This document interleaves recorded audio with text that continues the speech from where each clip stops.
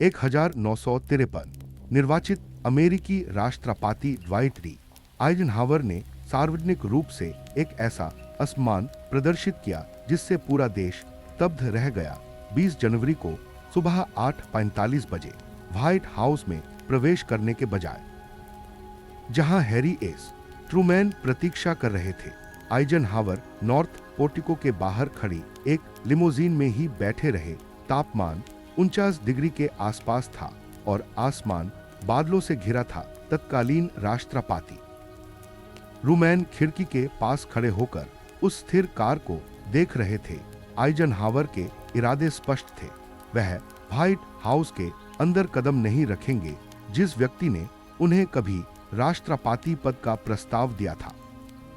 उसके प्रति इस अवज्ञा का मूल एक विश्वासघात था जिसने उनकी दोस्ती को नुकसान पहुंचाया और एक दशक तक अमेरिकी राजनीति को प्रभावित किया। इतिहास कई बार कूटनीतिक हो सकता है, यह कहानी कूटनीतिक हरीन है। ड्वाइट आइजनहावर उम्र 62, द्वितीय विश्व युद्ध के सुप्रीम एलाइड कमांडर, मेहमान के रूप में व्हाइट हाउस की यात्रा में शामिल नहीं होंगे। वह ट्रूमैन के साथ कॉफी साझा नहीं करेंगे, परंपरा का पालन नहीं किया जाएगा। इसके बजाय वह कार में ही रहेंगे और हैरी एस ट्रूमैन के पास आने का इंतजार करेंगे। यह कोई शेड्यूल की चूक या गलतफहमी नहीं थी, यह एक जानबूझकर किया गया अपमान था जो अमेरिकी लोकतंत्र के सबसे गरिमामय क्षणों में से एक होने चाहिए थे। एक राष्ट्रपति से दूसरे राष्ट्रपति को सत्ता का शांतिपूर्ण हस्तांतरण। उस लिमोजिन में बैठे व्यक्ति को हाल ही में 55% लोकप्रिय वोट और 442 इलेक्टोरल वोटों का भारी बहुमत मिला था, जिससे वह अमेरिका के नव निर्वाचित राष्ट्रपति बन गए। वह यूलिसिस एस ग्रांट के बाद से अमेरिकी जनता द्वारा प्रशंसित एक सैन्य व्यक्ति थे। इस जनवरी की सुबह उस व्यक्ति का अभिवादन करने के लिए मात्र 20 कदम चलने के बजाय, जिसने लगभग अकेले ही उन्हें ये उपलब्धियां प्रदान की थी, उन्होंने स्थिर रहना चुना। व्हाइट हाउस के भीतर यह व्यक्ति थे हैरी एस ट्रूमैन, 68 वर्षीय किसान, व्यापारी, काउंटी जज, सीनेटर, उपराष्ट्रपति और राष्ट्रपति। उन्होंने परमाणु विनाश का विकल्प चुना था, स्टालिन का सामना किया था, मार्शल योजना को प्रारंभ किया था जिसने यूरोप का पुनर्निर्माण किया, सेना को एकीकृत किया था, डगलस मैकार्थर को बर्खास्त किया था।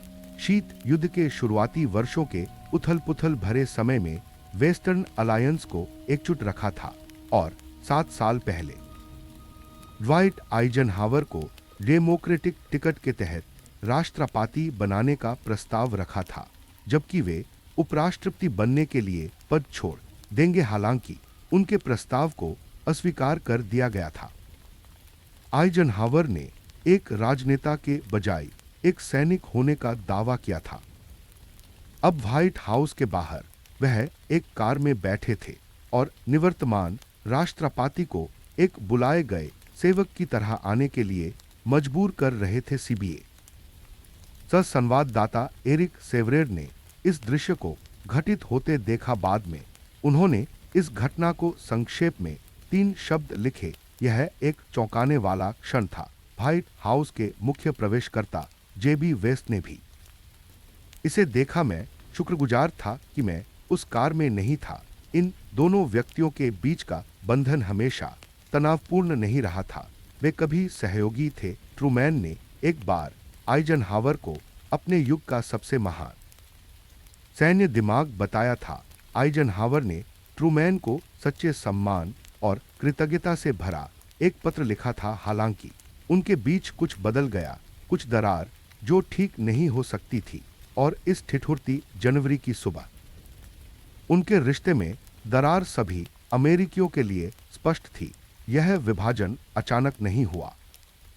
प्रारंभिक दरार जुलाई 1945 में पोत्सडैम के पास जर्मन ऑटोबान पर उभरी। फ्रैंकलिन रूजवेल्ट के निधन के बाद नवनियुक्त राष्ट्रपति ट्रूमैन ने प्रसिद्ध डी-डे कमांडर जनरल आइजनहावर से बातचीत की। वे बर्लिन के अवशेषों से साथ साथ गुजरे अपने साथ मौजूद युवा जनरल से प्रभावित होकर ट्रूमैन ने अमेरिकी नेतृत्व के भविष्य की कल्पना की। उन्होंने आइजनहावर को संबोधित किया और कुछ उल्लेखनीय बातें कहीं। जनरल, ऐसी कोई चीज नहीं है जिसकी आप इच्छा रखते हों और जिसे प्राप्त करने में मैं आपकी मदद करने का प्रयास न करूं, ट्रूमैन ने कहा।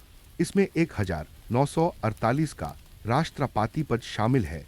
यह कोई क्षणिक वादा नहीं था। ट्रूमैन ने इसे गंभीरता से लिया था। 12 अप्रैल 1945 को जब रूजवेल्ट का निधन हुआ, तब उन्होंने केवल 82 दिनों तक उपराष्ट्रपति के रूप में कार्य किया था। उन्हें एक ऐसा युद्ध विरासत में मिला था जो 2 मोर्चों पर जारी था। वह सैन्य नेतृत्व का सम्मान करते थे और आइजनहावर में वह सब कुछ समाहित था जो उस समय अमेरिका एक नेता से चाहता था। आइजनहावर का राजनीतिक महत्वाकांक्षाओं के अभाव के कारण पतन हो गया। वे एक सैनिक थे और सैनिक ही बने रहना चाहते थे। सेना में जीवन बिताने के कारण उन्होंने सैन्य कमान को अच्छी तरह से समझा, राजनीति को अस्पष्ट और उसके विरोधियों को समझना मुश्किल पाया। ट्रूमैन ने इस दृष्टिकोण को स्वीकार किया और उसकी प्रशंसा की। आने वाले वर्षों में उनके बीच सहयोग लगातार बढ़ता गया। पूर्णविराम उनका यह बंधन आपसी आवश्यकता से मजबूत हुआ था। शीत युद्ध के शुरुआती दौर में नेतृत्व करते हुए ट्रूमैन को सक्षम सैन्य मार्गदर्शन की आवश्यकता थी। इस बीच आइजनहावर ने युद्ध नेतृत्व से शांति कालीन सैन्य प्रशासन में अपने संक्रमण के दौरान राजनीतिक समर्थन प्राप्त किया। ट्रूमैन ने नवंबर 1945 में आइजनहावर को सेना प्रमुख नियुक्त किया और समय के साथ उन्हें 3 मौकों पर विशिष्ट सेवा पदक से सम्मानित किया। 1945, 1948 और 1952। 1949 में उत्तरी अटलांटिक संधि संगठन नाटो की स्थापना हुई, जिसके बाद ट्रूमैन ने 1951 में आइजनहावर को इसका पहला सर्वोच्च कमांडर नियुक्त किया। उनके रिश्ते पेशेवर और सम्मानजनक थे, लेकिन अंतरंग या व्यक्तिगत नहीं थे। 1947 में एक दिलचस्प घटना घटी। ट्रूमैन ने आइजनहावर को लिखित और निजी तौर पर सुझाव दिया कि अगर डगलस मैकार्थर रिपब्लिकन पार्टी की ओर से नामांकन चाहते हैं, जो उन्होंने जापान से लौटने के बाद किया भी, तो आइजनहावर को डेमोक्रेटिक पार्टी की ओर से नामांकन की घोषणा करनी चाहिए। मैकार्थर एक और प्रमुख सैन्य हस्ती थे, लेकिन उनकी निरंकुश प्रवृत्ति और जहापान पर उनके शासन के आधिकारिक तरीके के कारण ट्रूमैन उन पर गहरा अविश्वास करते थे। ट्रूमैन को मैकार्थर द्वारा राष्ट्रपति पद की शक्ति के संभावित इस्तेमाल का डर था। ट्रूमैन के अपरंपरागत समाधान का उद्देश्य इसी खतरे का मुकाबला करना था।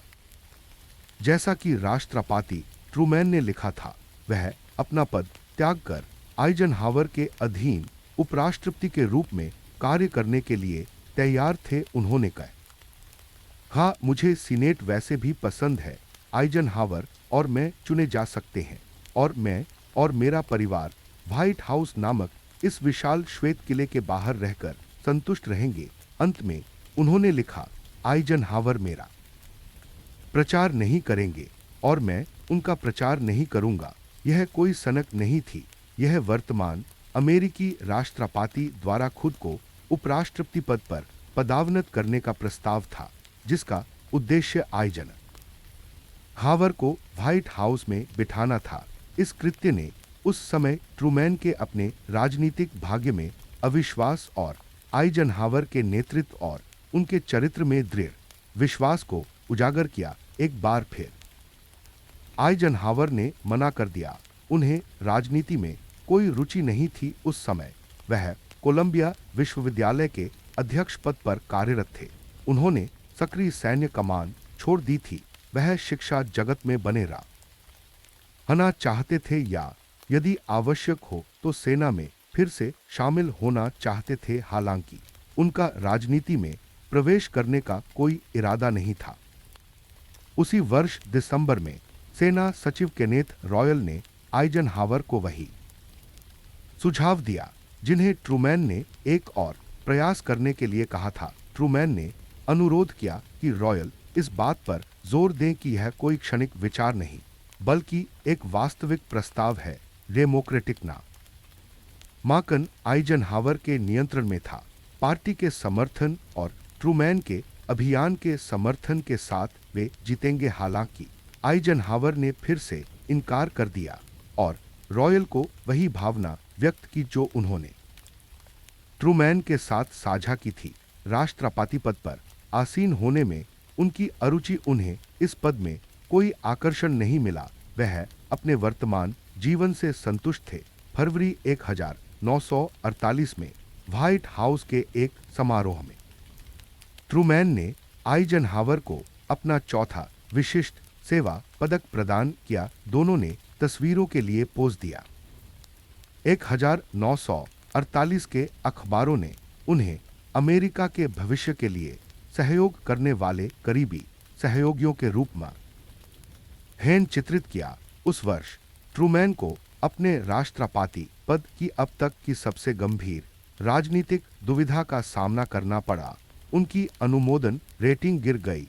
डेमोक्रेटिक पार्टी बिखर रही थी। हेनरी वाल हेस एक प्रगतिशील के रूप में प्रचार कर रहे थे जो वामपंथी वोटों को आकर्षित कर रहे थे।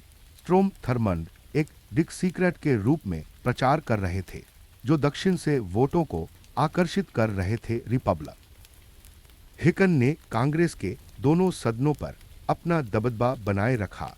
यह व्यापक रूप से माना जाता था कि ट्रूमैन रिपब्लिकन उम्मीदवार थॉमस डेवी से भारी मतों से हार जाएंगे, हालांकि सभी पूर्वानुमानों, खराब मतदान संख्या और विभाजित डेमोक्रेटिक पार्टी को धता बताते हुए ट्रूमैन विजयी हुए। यह जीत अमेरिकी राजनीतिक इतिहास के सबसे आश्चर्यजनक उलटफेरों में से एक है। उन्होंने आइजनहावर के समर्थन के बिना जीत हासिल की। उन्होंने अपनी शर्तों पर जीत हासिल की।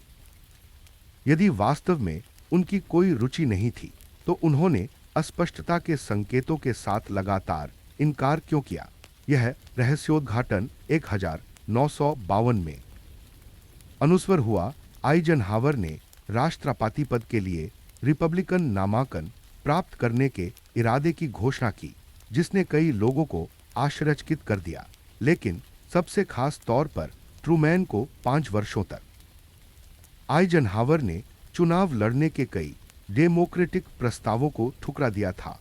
उन्होंने बिना प्रचार किए राष्ट्रपति पद ग्रहण करने के अवसर को अस्वीकार कर दिया। अब वह बिना परवाह किए राजनीति में प्रवेश कर रहे थे, हालांकि एक रिपब्लिकन के रूप में उस पार्टी को चुनौती देते हुए जिसने उनके पूरे करियर में उनका समर्थन किया। ट्रूमैन ने व्यक्तिगत स्तर पर विश्वासघात महसूस किया। उन्होंने 2 मौकों पर आइजनहावर को राष्ट्रपति पद की पेशकश की थी। वह सत्ता छोड़ने और एक ऐसे व्यक्ति के अधीन उपराष्ट्रपति के रूप में सेवा करने के लिए तैयार थे जिसका वे सम्मान करते थे। फिर भी आइजनहावर ने इनकार कर दिया। अब आइजनहावर इस पद के इच्छुक थे। आइजनहावर और ट्रूमैन दोनों के लिए राजनीतिक विचारधाराओं में अंतर प्रबंधनीय थे।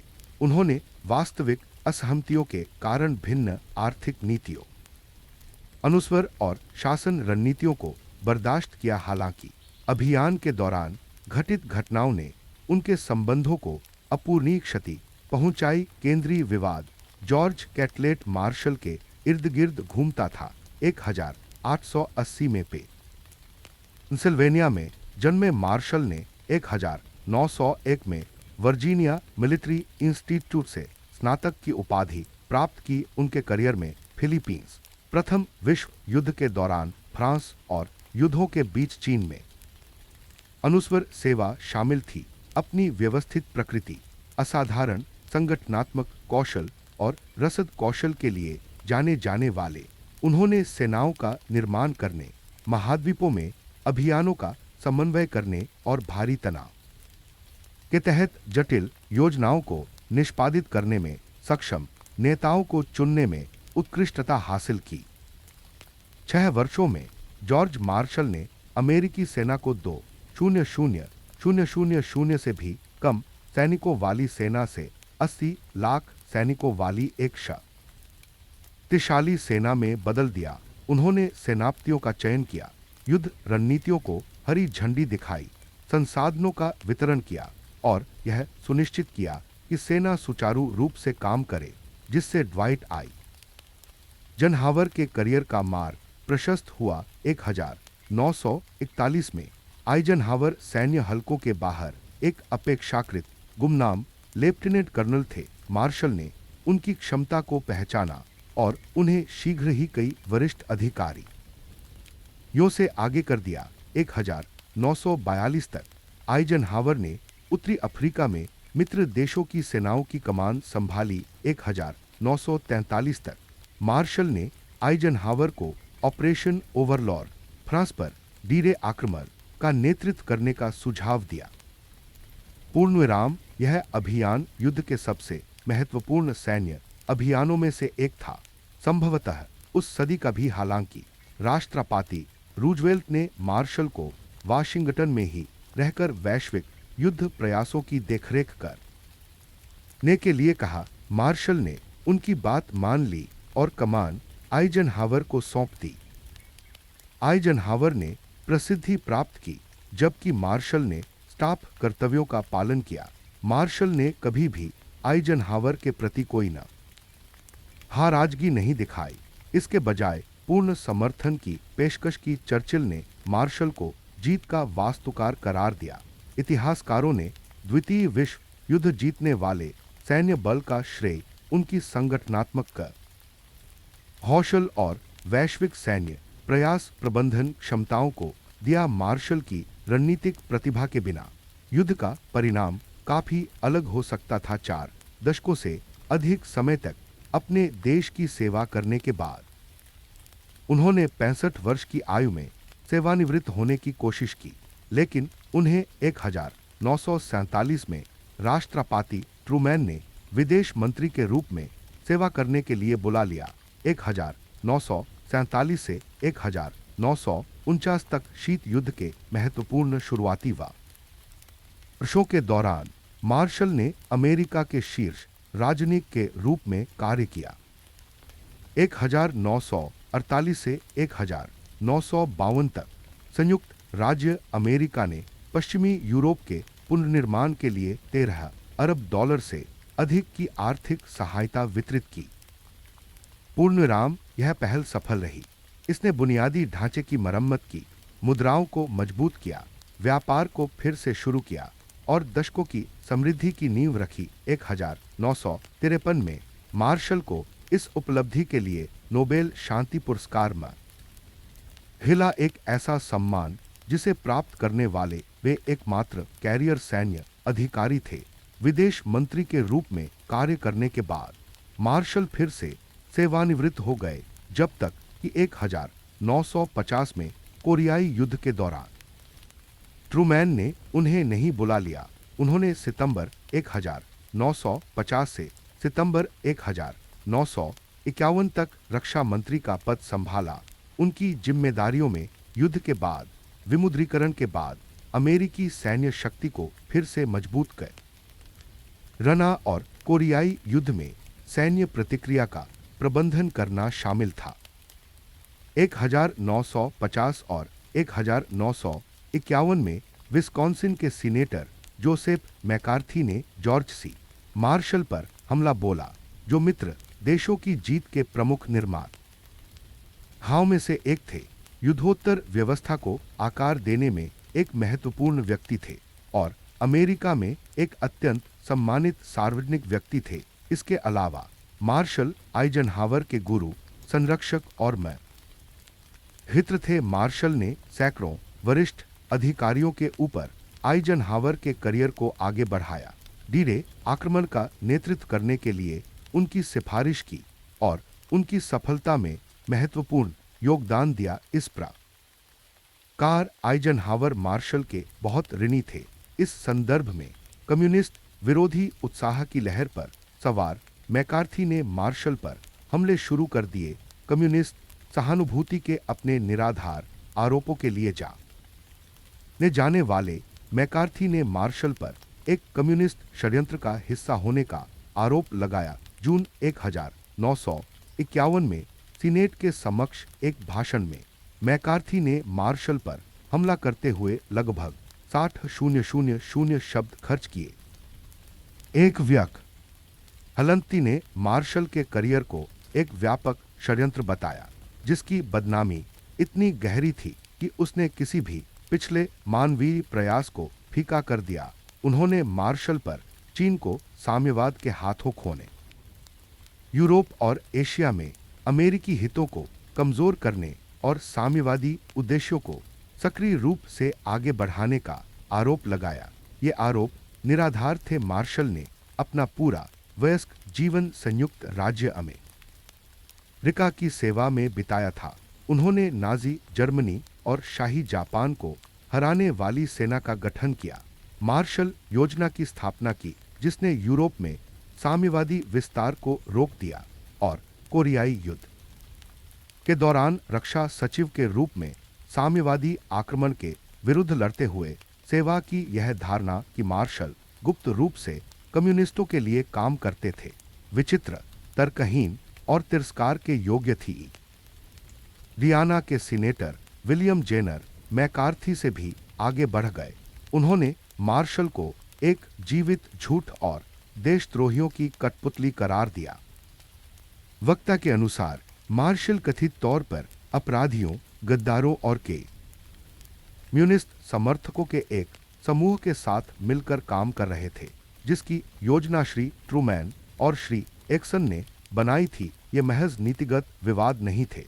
ये मार्शल के चरित्र, निष्ठा और ईमानदारी पर लक्षित निराधार व्यक्तिगत हमले थे। व्यापक रूप से झूठे माने जाने के बावजूद इन हमलों ने रिपब्लिकनों के लिए एक राजनीतिक उद्देश्य पूरा किया, जो ट्रूमैन प्रशासन को साम्यवाद के प्रति उदार दिखाने की कोशिश कर रहे थे। मार्शल के खिलाफ अपमानजनक टिप्पणियों से क्रोधित होकर ट्रूमैन ने उन्हें सबसे महान जीवित अमेरिकी कहकर उनकी प्रशंसा की। मार्शल पर हुए इन हमलों ने ट्रूमैन को झकझोर दिया, क्योंकि इनसे उनके निर्णय, उनके प्रशासन और उनके राष्ट्रपति पद को खतरा पैदा हो गया था।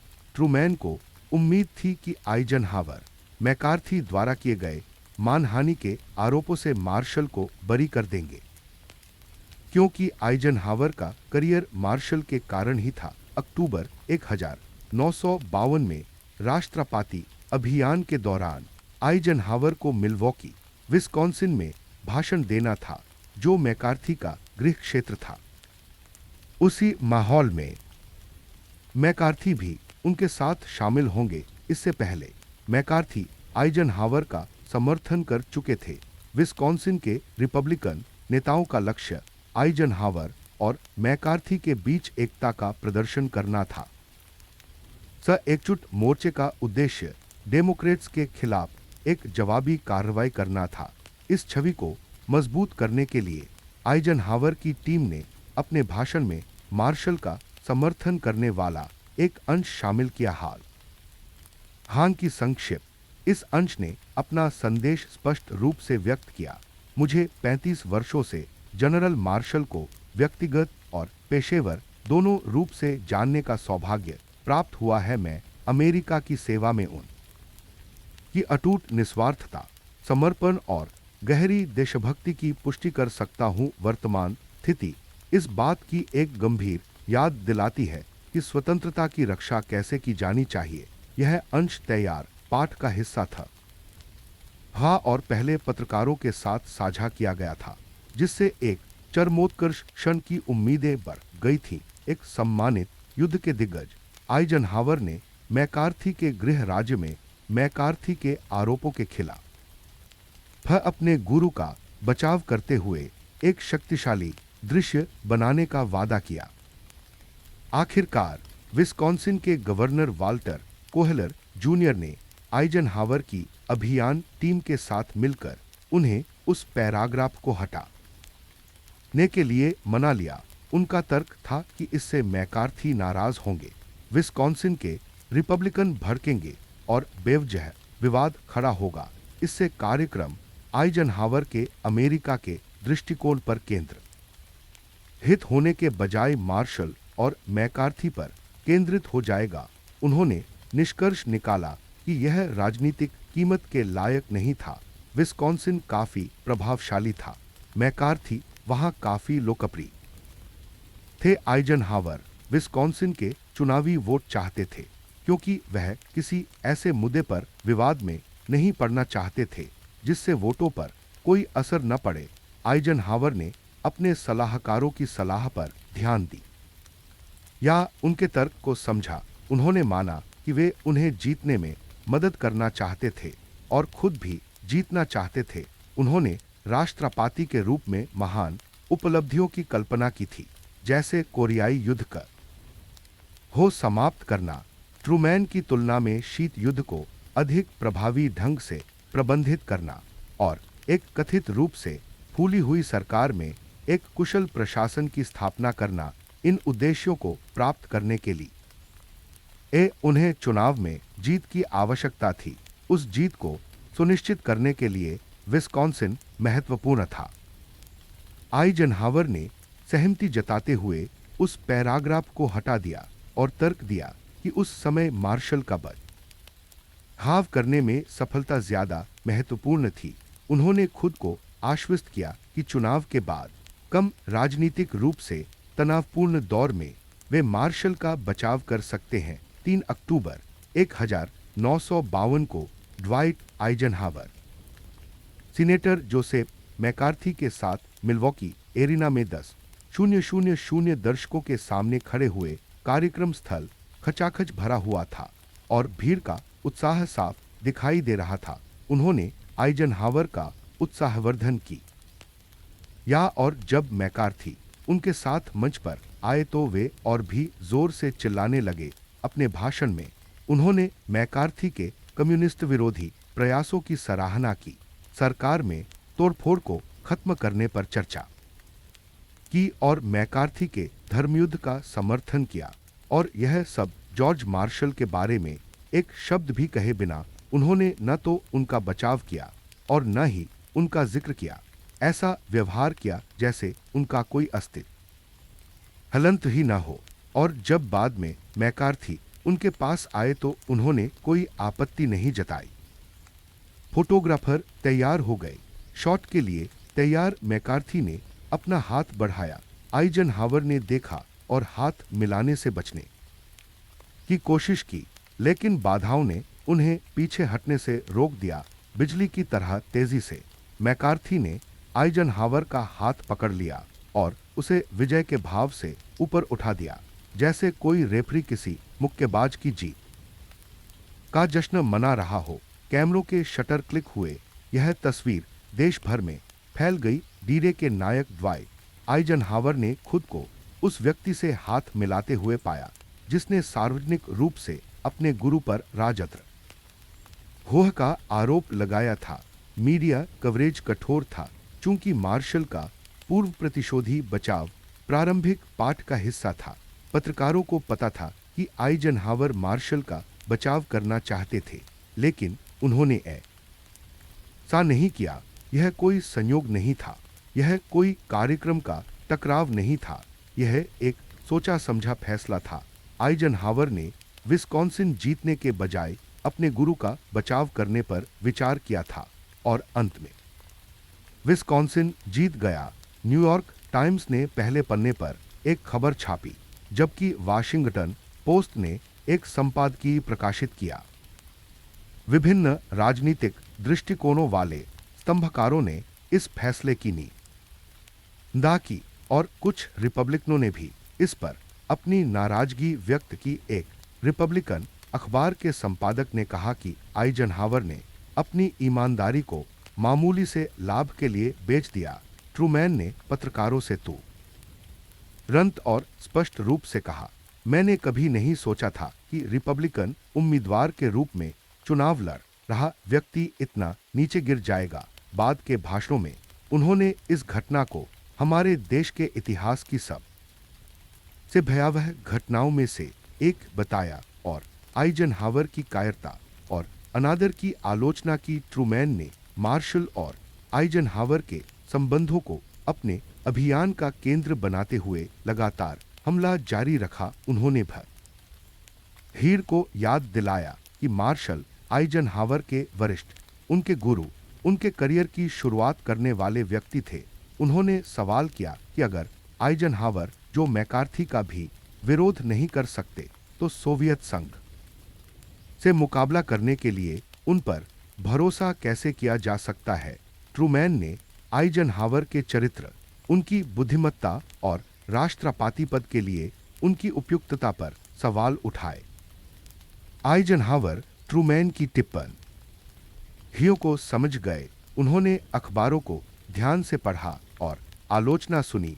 इसे अपने राजनीतिक फैसले का नतीजा मानने के बजाय वे क्रोधित हो गए। उन्होंने ट्रूमैन के हमलों को अनुचित, पक्षपातपूर्ण और व्यक्तिगत माना। उन्हें लगा कि ट्रूमैन मार्शल को एक राजनीतिक हथियार के रूप में इस्तेमाल कर रहे हैं।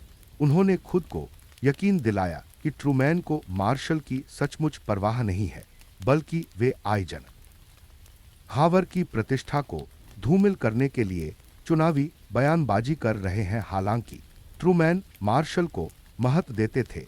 मार्शल ट्रूमैन के विदेश मंत्री और रक्षा मंत्री रह चुके थे। मार्शल ट्रूमैन के सबसे भरोसेमंद सलाहकारों में से एक थे। ट्रूमैन ने मार्शल को सबसे महान जीवित अमेरिकी कहा था। ट्रूमैन के लिए वफादारी, चरित्र और अपने साथ खड़े लोगों के लिए खड़े होना महत्वपूर्ण था और आइजनहावर इस परीक्षा में स्पष्ट रूप से विफल रहे। इसमें और भी बहुत कुछ था।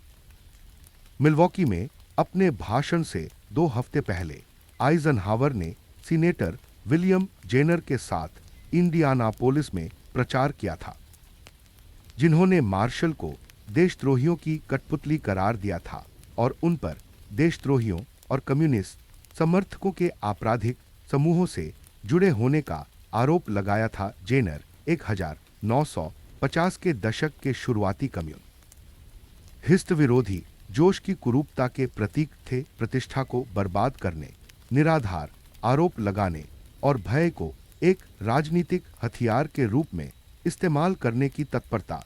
आइजनहावर मार्शल के बारे में जेनर कर ही टिप्पणियों से अवगत थे। जनता अच्छी तरह वाकिफ थी। यह सार्वजनिक रिकॉर्ड का विषय था। हालांकि आइजनहावर को इंडियाना के समर्थन की आवश्यकता थी। जेनर का राज्य रिपब्लिकन पार्टी में काफी हलंतरभाव था। आइजनहावर के सलाहकारों ने उन्हें जेनर के साथ आने, उनका समर्थन स्वीकार करने और कैमरों के सामने मुस्कुराते हुए एक ही मंच साझा करने की सलाह दी। इसलिए आइजनहावर ने उनकी बात मान ली।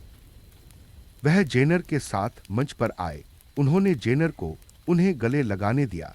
वह मुस्कुराए। फोटोग्राफरों ने उस पल को अमर बना दिया। आइजनहावर और जेनर एक दूसरे की बाहों में हाथ डाले। डेमोक्रेट्स के खिलाफ एकजुट हो गए। बाद में आइजनहावर ने अपने सहयोगियों के सामने स्वीकार किया कि इस घटना के बाद वे खुद को कलंकित महसूस कर रहे थे। फिर भी उन्होंने इसे जरूरी मानते हुए अपना काम जारी रखा। उन्होंने खुद को आश्वस्त किया कि चुनाव के बाद वे इस कलंक को धो सकते हैं। उन्होंने इस कदम को जीत के लिए जरूरी बताया। हालांकि यह कदम मिल्वॉकी में ट्रूमैन द्वारा आइजनहावर की अस्वीकृति से भी आगे निकल गए। हाँ, मिल्वॉकी में आइजनहावर ने शुरू में मार्शल का बचाव करने का इरादा किया था, लेकिन दबाव में झुक गए। इंडियानापोलिस में आइजनहावर ने कोई कोशिश भी नहीं की। उन्होंने बस जेनर का समर्थन स्वीकार कर लिया, उनका समर्थन किया और उनके साथ ऐसे खड़े रहे जैसे कुछ गड़बड़ ही न हो। ट्रूमैन के लिए इस व्यवहार ने आइजनहावर के चरित्र के एक बुनियादी पहलू को उजागर कर दिया। आइजनहावर केवल राजनीतिक लाभ कर हे लिए उन लोगों के साथ जुड़ने को तैयार थे जो जॉर्ज मार्शल, उस व्यक्ति जिसने आइजनहावर के करियर को संभव बनाया था, का अपमान करते थे। आइजनहावर वोटों के लिए सिद्धांतों को ताक पर रख देते थे। चुनावी लाभ के लिए वे वफादारी को त्याग देते थे। यदि इससे उन्हें चुनाव में लाभ होता तो वे अपने घोषित मूल्यों से समझौता कर लेते। यदि आइजनहावर ने अपने चुनाव अभियान के दौरान जॉर्ज मार्शल के प्रति ऐसा समर्पण दिखाया तो राष्ट्रपति के रूप में वे क्या दिखाते? चुनाव के दौरान मैकार्थी और जेनर के हमलों का विरोध करने में असमर्थता के चलते वे ओवल ऑफिस से सोवियत संघ का सामना कैसे कर पाते? यदि राजनीतिक दबाव उन्हें अपने गुरु को त्यागने के लिए प्रेरित करते तो ऐसे दबाव उन्हें और क्या त्यागने के लिए मजबूर कर सकते थे? उन्होंने चुनाव और राजनीति को अपना निजी मामला बना लिया क्यों? ही यह उनके लिए बेहद निजी था। यह केवल नीतिगत असहमतियों का मामला नहीं था, यह उनके चरित्र का मामला था। यह इस बात का निर्धारण करने के बारे में था कि क्या ड्वाइट आइजनहावर वास्तव में उस व्यक्ति के हलंतृतिक थे जिसे हैरी ट्रूमैन पहले मानते थे। यहीं से चुनाव अभियान और भी विवादास्पद हो गया। आइजनहावर ने चुनाव के बाद कोरिया जाने की कसम खाई, जिससे यह संकेत मिलता था कि वे उस युद्ध को समाप्त कर सकते हैं जिसे ट्रूमैन हल नहीं कर पाए थे। ट्रूमैन ने इसे एक भड़काऊ, घटिया राजनीतिक हथकंडा करार दिया। रिपब्लिकन अभियान के प्रतिनिधियों ने ट्रूमैन के प्रशासन को साम्यवाद के प्रति लापरवाह, भ्रष्ट और अयोग्य बताया। जवाब में ट्रूमैन ने आइजनहावर को वॉल स्ट्रीट का एक उपकरण और रिपब्लिकन अतिवादियों का कठपुतली करार दिया। चुनाव के दिन तक दोनों उम्मीदवारों के बीच निजी दुश्मनी स्पष्ट हो गई थी और उसे छिपाना मुश्किल था। आइजनहावर भारी मतों से विजयी हुए। उन्होंने 55% लोकप्रिय वोट हासिल किए और एडले स्टीवेंसन के 89 की तुलना में 442 इलेक्टोरल वोट हासिल किए। उन्होंने दक्षिण के कुछ हिस्सों में डेमोक्रेटिक गढ़ को भी तोड़ने में कामयाबी हासिल की। वर्जीनिया, फ्लोरिडा, टेनेसी और टेक्सास में जीत हासिल की। चुनाव के बाद 18 नवंबर 1952 को व्हाइट हाउस में एक संक्रमण ब्रीफिंग के लिए आइजनहावर और ट्रूमैन के बीच एक बैठक हुई। दोनों ही व्यक्ति इस मुलाकात को लेकर आशंकित थे। उन्होंने पिछले 3 महीने एक दूसरे की आलोचना करने में बिताए थे, ऐसी बातें कही थी जिन्हें वापस नहीं लिया जा सकता था। उनके आपसी तिरस्कार ने अनौपचारिक बातचीत को चुनौतीपूर्ण बना दिया था। बैठक ओवल ऑफिस में हुई, जिसमें ट्रूमैन दृढ़ डेस्क के पीछे बैठे थे और आइजनहावर उनके सामने वे कर्तव्य और परंपरा से बाध्य महसूस करते थे। आइजनहावर को ट्रूमैन ने व्हाइट हाउस के आंतरिक कामकाज के बारे में जानकारी दी। कर्मचारियों की संरचना, सूचना का प्रवाह, दैनिक कार्यक्रम, निर्णय लेने की हलंत्रिया और कैबिनेट बैठक की प्रक्रियाओं, सभी के बारे में विस्तार से बताया गया। ट्रूमैन का उद्देश्य राष्ट्रपति पद के लगभग 8 वर्षों के कठिन परिश्रम से अर्जित ज्ञान को लोगों तक पहुंचाना था।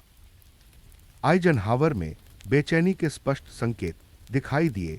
एक 5 सितारा जनरल के रूप में उन्होंने लाखों सैनिकों की कमान संभाली थी, विभिन्न महाद्वीपों में अभियानों का संचालन किया था। उन्हें संगठन के प्रबंधन के बारे में निर्देश देने के लिए मिसौरी के पूर्व बिसाती हैरी ट्रूमैन की कोई आवश्यकता महसूस नहीं हुई। फिर बातचीत विदेश नीति पर आ गई। ट्रूमैन ने सोवियत इरादों, कोरियाई संघर्ष और यूरोपीय सहयोगियों के साथ संबंधों पर चर्चा की। उन्होंने नियंत्रण रणनीति के संतुलन, सहयोगियों को मजबूत करने के लिए आर्थिक सहायता के महत्व और कूटनीतिक चपलता के साथ साथ एक मजबूत सेना की आवश्यकता को स्पष्ट करने का प्रयास किया। एक बार फिर आइजनहावर उदासीन दिखाई दिए। नाटो के सर्वोच्च कमांडर होने के नाते वे यूरोपीय नेताओं से व्यक्तिगत रूप से परिचित थे और ट्रूमैन की तुलना में हैन सैन्य रणनीति की गहरी समझ रखते थे। फिर भी उन्हें कोरियाई युद्ध में जीत हासिल करने में विफल रहे प्रशासन से विदेश नीति का पाठ सीखने की कोई आवश्यकता नहीं लगी। अंततः बातचीत बजट प्रक्रिया का ही ओर मुड़ गई। ट्रूमैन ने तैयारी की विधि, कांग्रेस को प्रस्तुत करने की प्रक्रिया और विनियोग प्रक्रिया की कार्यप्रणाली पर प्रकाश डाला। देश के शासन के लिए महत्वपूर्ण तकनीकी विवरण। फिर भी आइजनहावर ने बाद में बताया कि बैठक से कोई नई अंतर्दृष्टि नहीं मिली और न ही आने वाले प्रशासन के लिए उनकी तैयारियों पर कोई प्रभाव पड़ा। उनके विचार में ट्रूमैन ने स्पष्ट जानकारी और पक्षपात पूर्ण पूर्वाग्रह देकर बहुमूल्य समय बर्बाद किया, जिसका उद्देश्य संक्रमण में सहायता करने के बजाय अपनी विरासत की रक्षा करना था। हालांकि ट्रूमैन ने बैठक को विपरीत कारणों से समय का दुरुपयोग माना। उनका मानना था कि आइजनहावर ध्यान नहीं दे रहे थे।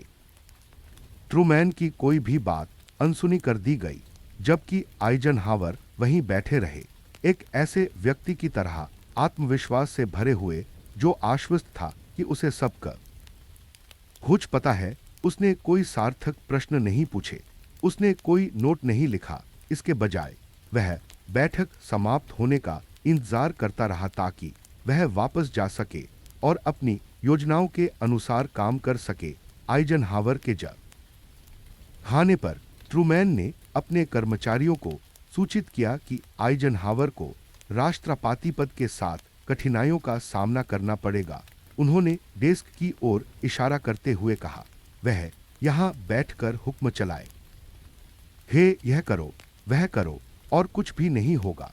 अफसोस बेचारे आयके, यह सेना जैसा बिल्कुल नहीं होगा। उसे यह बेहद निराशाजनक लगेगा। ट्रूमैन को अंदाजा था कि आइजनहावर सैन्य कमान और राष्ट्रपति के नेतृत्व के बीच के अंतर को समझने में नाकाम रहेंगे। सेना में आदेशों का पालन किया जाता था, सरकार में सब कुछ बातचीत पर निर्भर था। आपको कांग्रेस को मनाना था, जनता का दिल जीतना था, गठबंधन बनाना था, विरोधियों से समझौता करना था। ऐसे कौशल जिनकी आइजनहावर में कमी लगती थी। अपने शपथ ग्रहण समारोह से पहले आइजनहावर ने ट्रूमैन को उकसाने के लिए कुछ कदम उठाए, जैसे समारोह के दौरान बिना उनसे सलाह लिए पारंपरिक रेशमी टोपी की बजाय होमबर्ग टोपी पहनना। यह छोटा सा कदम परंपरा से जानबूझकर विचलन और इस बात की घोषणा जैसा लगा कि वह अलग तरीके से शासन करेंगे। शपथ ग्रहण समारोह के दिन दोनों नेताओं अनुस्वर के बीच दुश्मनी साफ दिखाई दे रही थी। क्लार्क क्लिफोर्ड ने इसे मानसून की तरह तीव्र बताया था। आइजनहावर ने अपने विश्वास पात्रों के सामने ट्रूमैन के साथ कैपिटल जाने में अपनी असहजता व्यक्त कि उन्होंने उनके साथ गाड़ी साझा करने, मित्रता का दिखावा करने और पूरे पद परिवर्तन समारोह के प्रति खुले तौर पर अपनी नाराजगी जताई। नतीजतन आइजनहावर ने अपना रुख स्पष्ट कर दिया। वह व्हाइट हाउस उसमें कदम नहीं रखेंगे, न ही हैरी और बेस ट्रूमैन के साथ कॉफी साझा करेंगे। आइजनहावर ने उस आम रिवाज को नहीं अपनाया जिसमें आने वाला राष्ट्रपति जाने वाले राष्ट्रपति को उनकी गाड़ी तक ले जाता है। इसके बजाय वे लिमोजीन में ही बैठे रहे, जिससे ट्रूमैन को उनके पास आना पड़ा। मैमी आइजनहावर अपने पति के साथ कार में बैठी थीं और उनके इरादों से वाकिफ थीं। वे चुप रहीं और इंतजार करती रहीं। व्हाइट हाउस के अंदर ट्रूमैन स्थिति समझ गए। उन्होंने बाहर खड़ी कार देखी और समझ गए कि आइजनहावर नहीं आ रहे हैं। एक पल के लिए तो ऐसा लगा कि ट्रूमैन शायद बाहर निकलने से इनकार कर देंगे, ऐसा लग रहा था। हाँ, कि दो अड़ियल व्यक्तियों के कारण जो यह तय नहीं कर पा रहे थे कि पहले कौन अंदर जाए। उद्घाटन समारोह स्थगित हो जाएगा। हालांकि ट्रूमैन अब भी राष्ट्रपति थे। राष्ट्र और पद के प्रति उनके कुछ दायित्व हलंत थे, उन्होंने अपनी झुंझलाहट को दबाया और बाहर निकल आए। फोटोग्राफरों ने इस घटना को रिकॉर्ड किया। ट्रूमैन उत्तरी पोर्टिको से प्रकट हुए और कार की ओर चल दिए। आइजनहावर कार से नहीं उतरेटा। हलन ट्रूमैन ने दरवाजा खोला और पीछे आइजनहावर के बगल में बैठ गए। उन्होंने एक दूसरे से नजरें नहीं मिलाई। तीनों चुप रहे। जब कार कैपिटल की ओर बढ़ी, गाड़ी में एक स्पष्ट तनाव व्याप्त था।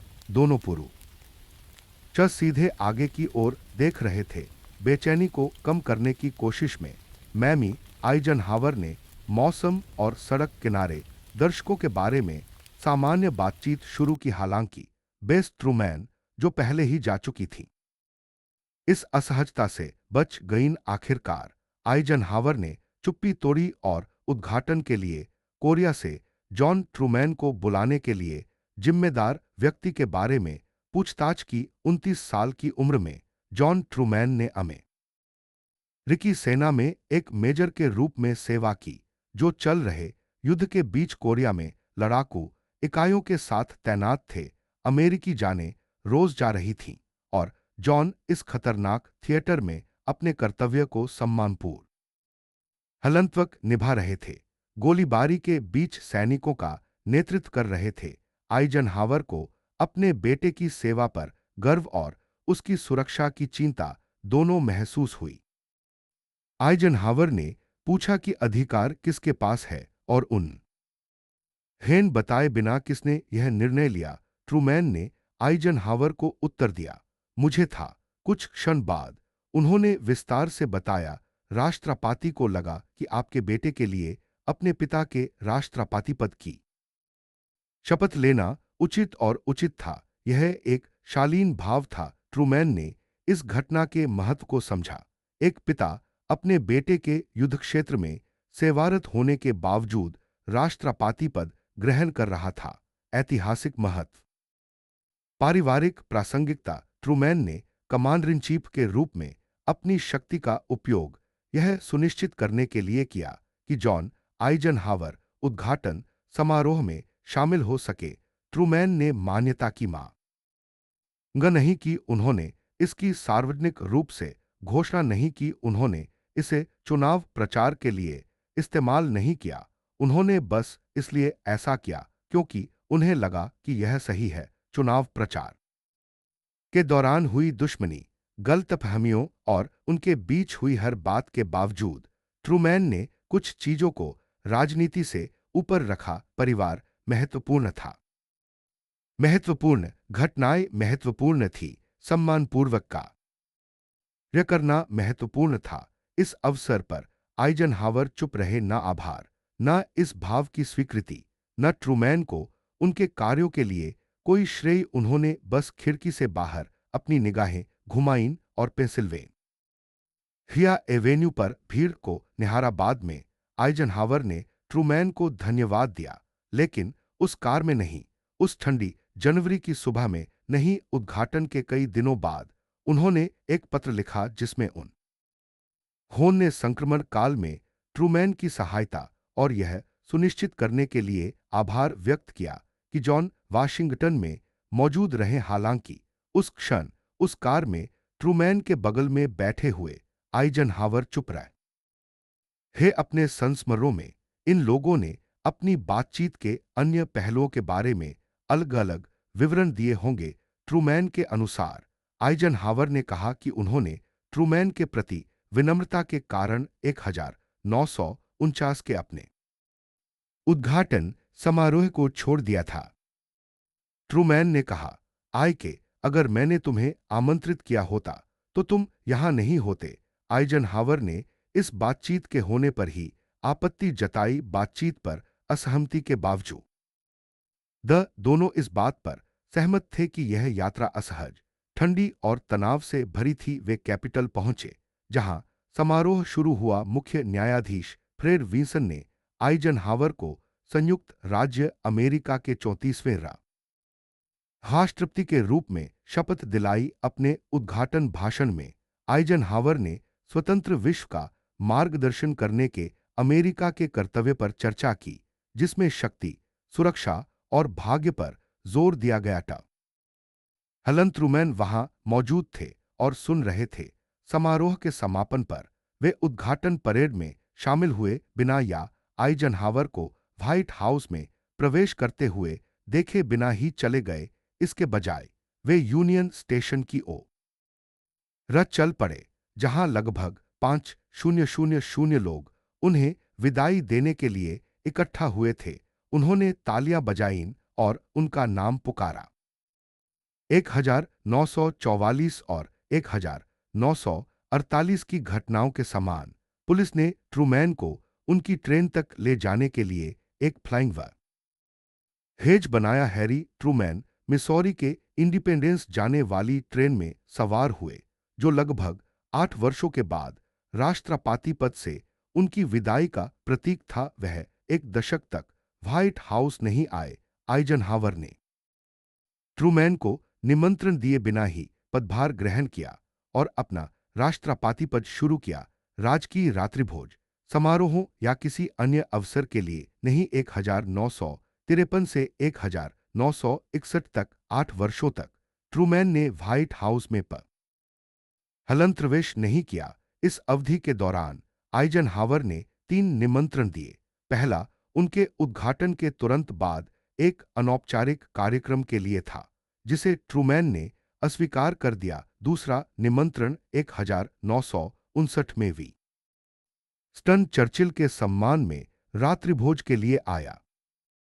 निमंत्रणों को कपटपूर्ण सुलह प्रयासों के रूप में देखने के बावजूद ट्रूमैन ने आइजनहावर को तुच्छ और अनुचित माना। 6 साल और 9 महीने तक उन्होंने एक जमी हुई दुश्मनी बनाए रखी, न तो बात की और न ही पत्र व्यवहार किया। बाद में ट्रूमैन ने स्वीकार किया कि उन्हें बिना गाली के आइजनहावर का नाम लेना भी मुश्किल लगता था। हालांकि अक्टूबर 1959 में एक साझा परिस्थिति ने उन्हें एक ही कमरे में रहने के लिए मजबूर कर दिया। जॉर्ज मार्शल का लंबी बीमारी के बाद 16 अक्टूबर को वाल्टर रीड अस्पताल में 78 वर्ष की आयु में निधन हो गया। उनका अंत हिम संस्कार 20 अक्टूबर को वर्जीनिया के फोर्ट मायर चैपल में हुआ।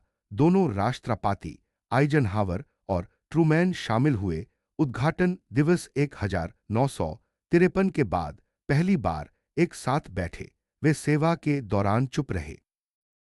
मौन में उन्होंने एक ऐसे व्यक्ति का शोक मनाया जो उन दोनों के लिए महत्वपूर्ण था। मार्शल जीत के पीछे का मास्टरमाइंड, शांति निर्माता और उनके करियर का उत्प्रेरक। अंतिम संस्कार के बाद उन्होंने एक मित्र के निधन पर अपनी श्रद्धांजलि अर्पित करते हुए बिना शब्दों का आदान प्रदान या हाथ मिलाए एक दूसरे से अलग हो गए। आगामी 4 वर्षों में ट्रूमैन और आइजनहावर विभिन्न अंत्येष्टि में रूप से एक दूसरे से मिले। वे फ्रेर विंसन के अंतिम संस्कार में शामिल हुए, जो मुख्य न्यायाधीश थे जिन्होंने आइजनहावर के पद की शपथ की अध्यक्षता की थी। सदन के अध्यक्ष सैम रेबर्न के अंतिम संस्कार ने भी उन्हें एक साथ ला दिया।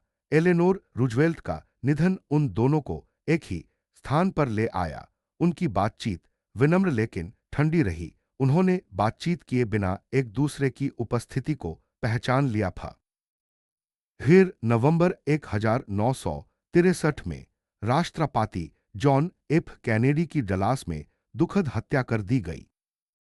कैपिटल रोटुंडा में कैनेडी के अवशेषों को राजकीय सम्मान के साथ रखा गया और हजारों अमेरिकियों ने उन्हें श्रद्धांजलि हलनपित की विश्व के नेता भी वहां पहुंचे। 25 नवंबर 1963 को अंतिम संस्कार जुलूस कैपिटल से सेंट मैथ्यू कैथेड्रल के लिए रवाना हुआ, फिर अर्लिंगटन राष्ट्रीय कब्रिस्तान के लिए रवाना हुआ। ट्रूमैन और आइजनहावर एक साथ कार में कब्रिस्तान गए। उनके साथ मार्गरेट ट्रूमैन और मैमी आइजनहावर भी थीं। यात्रा के दौरान उन्होंने इस बात पर चर्चा की कि क्या कैनेडी की हत्या एक अकेले बंदूकधारी का कृत्य था ही या एक साजिश थी। वे इस बात पर सहमत हुए कि यह संभवतः एक अकेले बंदूकधारी द्वारा किया गया था। उन्होंने वैश्विक मामलों और राष्ट्र के सामने आने वाली कठिनाइयों के बारे में भी बातचीत की समाधि सा। हलनथल सेवा के बाद मार्गरेट ट्रूमैन ने आइजनहावर को ब्लेयर हाउस में दोपहर के भोजन के लिए आमंत्रित किया, जहां ट्रूमैन रह रहे थे। आइजनहावर ने स्वीकार कर लिया। दोनों के बीच बातचीत पुरानी जान पर चांद की यादों को ताज़ा करती हुई लग रही थी, जिससे उनके पुराने दोस्ताना रिश्ते की यादें ताज़ा हो गईं। व्हाइट हाउस में मौजूद उनके सहयोगी एडमिरल रोनाल्ड डेनिसन ने बाद में बताया, बातचीत अंतहीन लेकिन दिल को छू लेने वाली लग रही थी। कोई भी सोच सकता था कि अतीत में उनके बीच कोई मतभेद नहीं थे। यह वाकई अद्भुत था।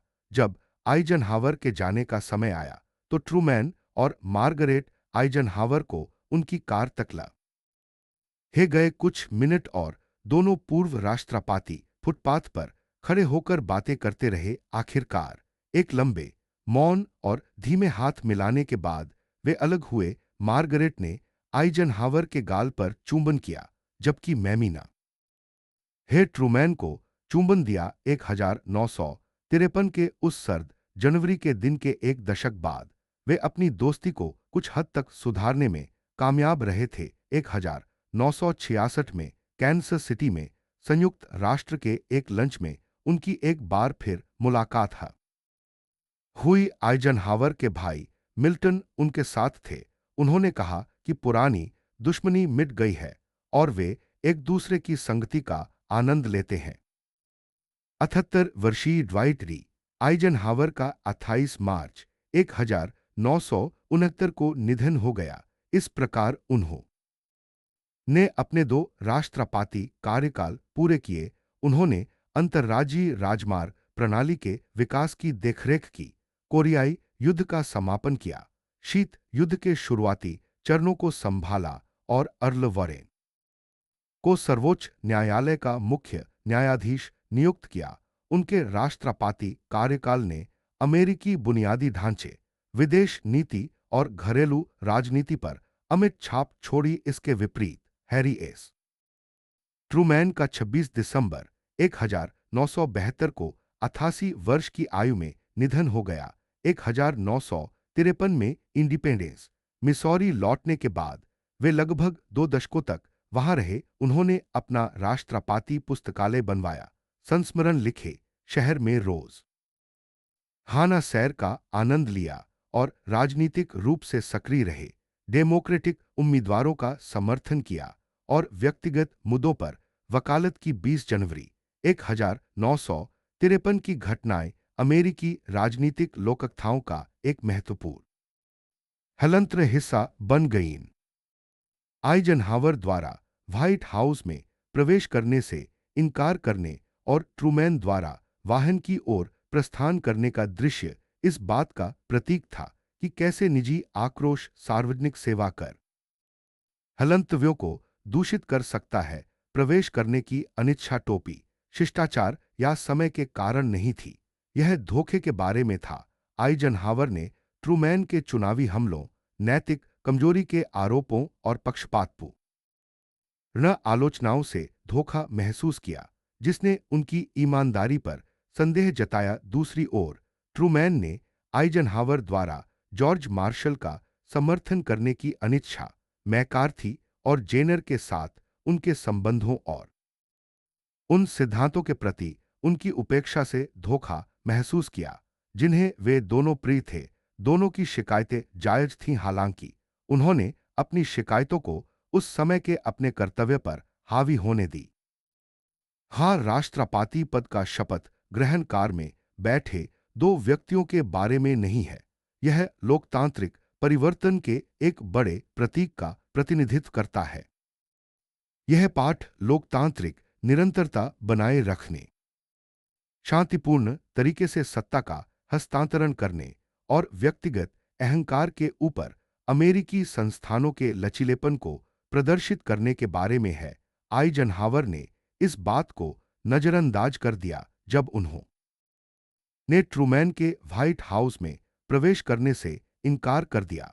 जबकि ट्रूमैन ने इसके बावजूद प्रस्थान करके इसे स्वीकार किया। 1963 में ब्लेयर हाउस में हाथ मिलाना दिखाता है कि दोनों पुरुषों ने अंत विसर्ग अपने नुकसान को पहचान लिया होगा। दोस्ती, संभावित सहयोग, आपसी सम्मान, लेकिन अतीत को बदलने के लिए समझ बहुत देर से आई। 1953 की एक ठंडी जनवरी की सुबह ड्वाइट आइजनहावर ने हैरी ट्रूमैन के व्हाइट हाउस में अनुस्वर प्रवेश नहीं करने का फैसला किया और वह क्षण, अपमान और नुकसान सभी को भुगतना पड़ा। 10 साल तक 20वीं सदी के दो महत्वपूर्ण अमेरिकी अलग-थलग रहे, गर्व, आक्रोश और उस दरवाजे को पार करने की अनिच्छा से विभा जित।